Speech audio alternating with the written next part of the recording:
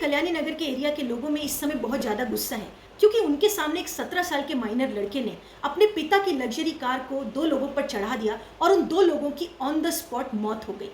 उससे भी ज़्यादा गुस्सा इस बात का है कि 2 लोगों की जान चली गई और उस माइनर आरोपी को कुछ ही घंटों में बेल मिल गई। 2 लोगों की जान की कीमत इतनी कम है कि उस आरोपी को कुछ दिन भी जेल में नहीं रहना पड़ा और कुछ ही घंटों में बेल मिल गई।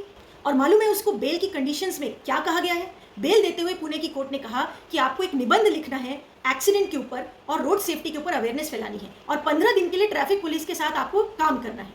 ये कंडीशंस देखकर सभी लोग आश्चर्य में हैं और बात कर रहे हैं कि क्या किसी 2 लोगों की जान की कीमत इतनी छोटी है हमारे देश में। लेकिन सबसे बड़ा सवाल तो ये है कि क्या ये एक पहला केस है जिसमें कि एक्सीडेंट से किसी की डेथ हो गई और आरोपी कुछ घंटों में छूट गया? क्या इस केस में आरोपी माइनर है, सिर्फ इस वजह से उसको बेल दे दी गई? नहीं।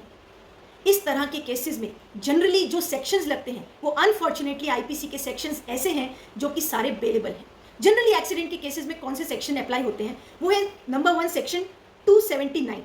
सेक्शन 279 कहता है कि अगर कोई रैश तरीके से, नेग्लिजेंट तरीके से गाड़ी चलाता है और उससे सामने वाले को इंजरी हो जाती है तो उसमें सेक्शन 279 अप्लाई होगा और उसमें आरोपी को 6 महीने की सजा हो सकती है, सिर्फ 6 महीने की, और ये सेक्शन बेलेबल है। लेकिन अगर नेग्लिजेंट एक्ट से किसी की डेथ हो जाती है तो एक और सेक्शन है आईपीसी में जो लगता है वो है सेक्शन 304A।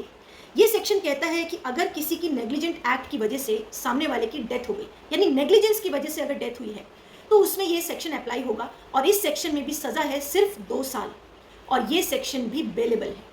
तो अगर इस केस में आरोपी माइनर नहीं भी होता तो भी जनरली पुलिस यही सेक्शन लगाती, सेक्शन 304A और 279 आईपीसी का, और मोटर व्हीकल एक्ट के तो सेक्शंस छोटे मोटे हैं वो लगाते ही हैं, लेकिन उससे कुछ ज़्यादा फर्क नहीं पड़ता क्योंकि ये जो सेक्शंस हैं, जो बड़े सेक्शंस हैं आईपीसी के, वो खुद ही बेलेबल हैं। और ये बहुत ही अनफॉर्चुनेट बात है क्योंकि 2 लोगों की जान जाना कोई छोटी बात नहीं है। 2 लोगों की जान की कीमत सिर्फ इतनी है, मैक्सिमम 2 साल की सजा, और बेलेबल, नॉन बेलेबल सेक्शन भी नहीं है। अब बेलेबल सेक्शन का मतलब ये होता है कि आपको इमीडिएटली बेल मिल जाएगी। नॉन बेलेबल सेक्शन का मतलब होता है कि वो सेक्शंस, वो धाराएं आईपीसी की जिसमें कि आरोपी को पुलिस अरेस्ट करके जेल में डालेगी और उसके बाद से उसको कोर्ट में प्रॉपर तरीके से एक बेल एप्लीकेशन फाइल करनी पड़ेगी और कोर्ट को सेटिस्फाई करना पड़ेगा कि मुझे बेल दो। लेकिन बेलेबल सेक्शन में ऐसा कुछ नहीं होता। बेलेबल सेक्शन में इमीडिएटली बेल मिल जाती है और यही इस केस में भी हुआ। So generally police accident cases में यही सेक्शन लगाती है। एक्सीडेंट से डेथ भी हो गई तो भी मैक्सिमम सेक्शन 304A ही लगाती है। हालांकि आईपीसी में एक और सेक्शन है, वो है सेक्शन 304, जो मैंने पहले बताया नेग्लिजेंट एक्ट वाला, वो तो 304A है। लेकिन उसके अलावा आईपीसी में एक और सेक्शन है, वो है सेक्शन 304। ये सेक्शन कहता है कि अगर किसी ने किसी को मार डाला और वो मर्डर नहीं है, यानी मर्डर तो वो होता है जिसमें कि इंटेंशन से, मर्डर की इंटेंशन से किसी को मार दिया गया हो, तो उसमें 302 लगता है। लेकिन अगर किसी को नॉलेज है कि मेरे ऐसा एक्ट करने से सामने वाले की मौत हो जाएगी, हालांकि उसकी इंटेंशन नहीं है, इंटेंशन होगी तो मर्डर का 302 का केस होता है। इंटेंशन नहीं है, 304 कहता है इंटेंशन नहीं है, लेकिन नॉलेज है कि एक्ट, उस व्यक्ति के एक्ट की वजह से सामने वाले की मौत हो सकती है, तो ऐसे केस में 304 अप्लाई होता है। और 304 का केस जो है बनता है, जो वो बेलेबल नहीं है, वो नॉन बेलेबल है और उसमें सजा 10 साल तक की है। तो ये सेक्शन 304 का है। सो मुझे लगता है कि ऐसे केसेस में जहाँ पर कि दिख रहा हो कि बहुत तेज़ी से कोई गाड़ी चला रहा है, ट्रैफिक रूल्स को तोड़ते हुए गाड़ी चला रहा है या फिर शराब पीते हुए चला रहा है, जिससे कि उसको नॉलेज है कि मैं इतना तेज गाड़ी चलाऊंगा तो जायज़ सी बात है कि सामने किसी को लग सकती है। तो क्या ये नॉलेज नहीं है? क्या ये उसको समझ नहीं है कि इतनी तेज गाड़ी चलाने पर सामने वाले को चोट लग सकती है, सामने कोई मर भी सकता है? तो ऐसे केसेस में सेक्शन 304 लगाना चाहिए। इन्हीं सब बातों में मुझे ध्यान आ रहा है कि दिल्ली के कांजावाला एरिया में भी एक ऐसा ही हिट एंड रन केस हुआ था। उसमें भी आरोपी ने बहुत तेज गाड़ी चलाई थी और इतनी तेज गाड़ी चलाते हुए उसने कब एक लड़की को मार दिया और लड़की की बॉडी कई किलोमीटर तक उसकी गाड़ी के नीचे ड्रैग होते हुए जाती रही, लेकिन उसने गाड़ी नहीं रोकी। सो उस समय एक न्यूज़ चैनल ने मुझे डिबेट के लिए बुलाया था और वहाँ पर भी पुलिस ने पहले सेक्शन 304A लगाया था आईपीसी का, जो कि है नेग्लिजेंस वाला एक्ट, जिसमें कि बेलेबल सेक्शन है, 2 साल की सजा है। उस समय भी मैंने ये सवाल उठाया था कि क्यों नहीं पुलिस ने सेक्शन 304 लगाया, 304A क्यों लगाया? क्योंकि नेग्लिजेंस में और नॉलेज में कोई बारीक फर्क नहीं है, बहुत फर्क है। एक नेग्लिजेंट एक्ट होती है जिसमें व्यक्ति को कुछ भी नॉलेज नहीं और गलती से हो गया, जो कि इनएविटेबल था, और नॉलेज से एक्ट होती है यानी उस व्यक्ति को पता है कि मैं ऐसा करूंगा तो ऐसा हो सकता है। आप देखिए वो क्लिप, उस समय डिस्कशन हुआ था इसी विषय पर, 304A और 304 पर। ये गाड़ी में एक्यूज्ड थे, इन्होंने गाड़ी उसके बाद से लड़की को ड्रैग करते हुए इतने किलोमीटर तक अगर लेकर गए हैं तो ये एक नॉर्मल नेग्लिजेंस का केस नहीं बनता है। और मैं बहुत शॉक हूँ ये देखकर कि पुलिस ने इसमें प्राइमा फेशी सेक्शन 304A लगाया है। आईपीसी का सेक्शन 304A कहता है कि अगर आप नेग्लिजेंट ड्राइविंग करते हैं तो आपको उसमें 2 साल की सजा मिलेगी और ये सेक्शन बेलेबल सेक्शन है। अब आप ये बताइए कि ऐसे जघन्य अपराध में, इतने हॉरिबल इंसिडेंट में क्या ऐसे आरोपियों को बेल मिल जाना चाहिए? एटलीस्ट सेक्शन 304 पुलिस ने लगाना चाहिए, क्योंकि ये नेग्लिजेंट एक्ट बिल्कुल भी नहीं है। नेग्लिजेंट ड्राइविंग क्या होती है कि अगर आप गाड़ी चला रहे हैं और अचानक से आपके सामने कोई व्हीकल आ गया या कोई व्यक्ति आ गया और उस समय आपका एक्सीडेंट हो गया, गलती से हो गया, लापरवाही से हो गया, उसको बोलते हैं सेक्शन 304A में जो फिट हो सकता है एक्ट। लेकिन यहाँ पर ऐसा नहीं हुआ है। यहाँ पर वो लड़की की बॉडी को ड्रैग करते हुए लेकर जा रहे हैं और ये इम्पॉसिबल बात है कि गाड़ी में बैठे हुए लोगों को इस बात का होश ना हो, इस बात की खबर ना हो कि उनकी गाड़ी के नीचे जो है एक बॉडी को वो ड्रैग करते जा रहे हैं। तो ये एब्सोल्युटली नेग्लिजेंस तो बिल्कुल भी नहीं बनता है। अब आते हैं पुणे के केस के ऊपर। पुणे के इंसिडेंट में भी पुलिस ने सेक्शन 304A की बजाय सेक्शन 304 लगाना चाहिए था, और क्योंकि इसमें आरोपी माइनर है, 17 साल का है, तो ऐसे केसेस में जुवेनाइल जस्टिस बोर्ड के पास एक एप्लीकेशन लगाई जाती है जिसमें यह कहा जाता है कि माइनर को एज एन एडल्ट ट्रीट किया जाए, क्योंकि जो ऑफेंस है वो ग्रीवियस ऑफेंस है। तो ग्रीवियस ऑफेंस में, यानी कि जिस ऑफेंस में 7 साल से ज़्यादा की सज़ा है, उन केसेस में माइनर को एज एन एडल्ट ट्रीट किया जा सकता है और एज एन एडल्ट ही उसके ऊपर ट्रायल चलाया जा सकता है।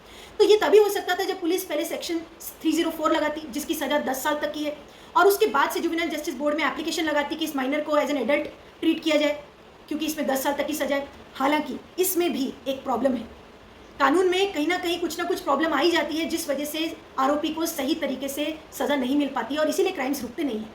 तो ऐसा हुआ था कि दिल्ली का केस है जिसमें इसी तरह एक माइनर लड़के ने मर्सिडीज गाड़ी से एक व्यक्ति की डेथ कर दी।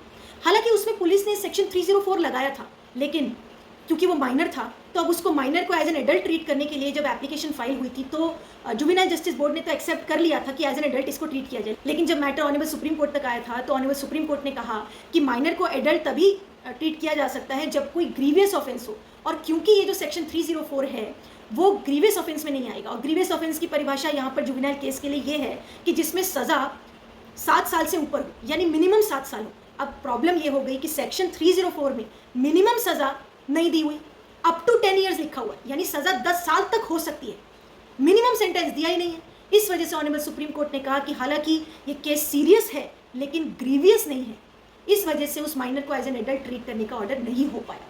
तो ये कानून में इतनी सारी जो प्रॉब्लम्स है एक्सीडेंट के केसेस में जहाँ डेथ हो जाती है कि कहीं पुलिस जो है वो छोटा सेक्शन लगाती है सेक्शन 304A, और अगर 304 लगा भी दे और आरोपी माइनर है तो भी ये प्रॉब्लम है कि वो ग्रीवियस ऑफेंस में नहीं आएगा, तो माइनर एडल्ट ट्रीट नहीं हो सकता।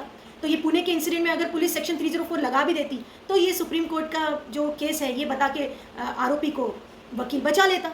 सो आपने देखा कि आईपीसी के कानून में कितनी ज़्यादा कमियां हैं एक्सीडेंट से होने वाले डेथ के केसेस के रिगार्डिंग। लेकिन मुझे सेटिस्फैक्शन है कि अब से जो नया कानून आ रहा है भारतीय न्याय संहिता 2023, इस नए कानून में सेक्शन 304A जो था आईपीसी का, जो कि नेग्लिजेंट रैश ड्राइविंग से होने वाली डेथ के लिए 2 ईयर पनिशमेंट देता था और बेलेबल सेक्शन था, जो कि पुणे के इंसिडेंट में इस माइनर के ऊपर लगाया गया, वो सेक्शन अब रिप्लेस होकर बन रहा है 106, और ये कानून देश में 1 जुलाई 2024 से लागू हो जाएगा। और मुझे सेटिस्फैक्शन है इस बात की कि सेक्शन 304A को जो सेक्शन 106 रिप्लेस कर रहा है, नया कानून में 106 आ रहा है, उसके पार्ट 2 में नेग्लिजेंट ड्राइविंग के लिए जो पनिशमेंट दी है वो 2 साल से बढ़ाकर 10 साल कर दी गई है, और बेलेबल था जो पुराना सेक्शन उसको अब नॉन बेलेबल कर दिया गया है।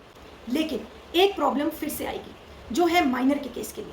अगर आरोपी माइनर है जैसे ये पुणे के इंसिडेंट में, तो माइनर के लिए फिर वो प्रॉब्लम आएगी जो अभी मैंने आपको सुप्रीम कोर्ट का केस बताया था, जिसमें कि माइनर को एडल्ट ट्रीट करने के लिए जो क्राइटेरिया है वो ये है कि मिनिमम 7 ईयर पनिशमेंट होना चाहिए। तो 106 पार्ट 2 में भी मिनिमम सेंटेंस नहीं दी गई है, मैक्सिमम सेंटेंस ही दी है जो कि है एक्सटेंड अप टू 10 ईयर्स। तो मिनिमम सेंटेंस यहाँ भी नहीं दी है, तो ये लैकुना अभी भी रह गया है। और ऑनरेबल सुप्रीम कोर्ट ने 2020 की जजमेंट में सेंट्रल गवर्नमेंट को कहा था कि आप कंसिडर करो इस बारे में कि अगर आरोपी माइनर है एक्सीडेंट से होने वाली डेथ के केसेस में तो क्या किया जाए, क्योंकि मिनिमम सेंटेंस का क्राइटेरिया तो है ही नहीं इस सेक्शन में। तो नए कानून में भी ये लैकुना रह गया है। और जो सेक्शन 304 था आईपीसी का, जो मैंने आपको बताया गैर इरादतन हत्या वाला, जो कि लगाना चाहिए डेथ एक्सीडेंट से होने वाली डेथ के केसेस में, वो सेक्शन भी रिप्लेस होकर अब हो गया है सेक्शन 105। अब उसमें भी ये लैकुना रह गया है कि उसमें भी मिनिमम पनिशमेंट नहीं दी गई है। अब मिनिमम पनिशमेंट ना देने की वजह से जो क्राइटेरिया माइनर को एडल्ट ट्रीट करने वाला था कि मिनिमम 7 ईयर की पनिशमेंट हो, 7 ईयर से ज़्यादा की पनिशमेंट हो, उन्हीं ऑफेंसेस में माइनर को एडल्ट ट्रीट किया जा सकेगा, तो वो लैकुना नए कानून में भी रह गया है। सो नए कानून में जो एक्सीडेंट से होने वाले डेथ के केसेस में बेलेबल सेक्शन को नॉन बेलेबल कर दिया गया है, ये बहुत ही अच्छा कदम है।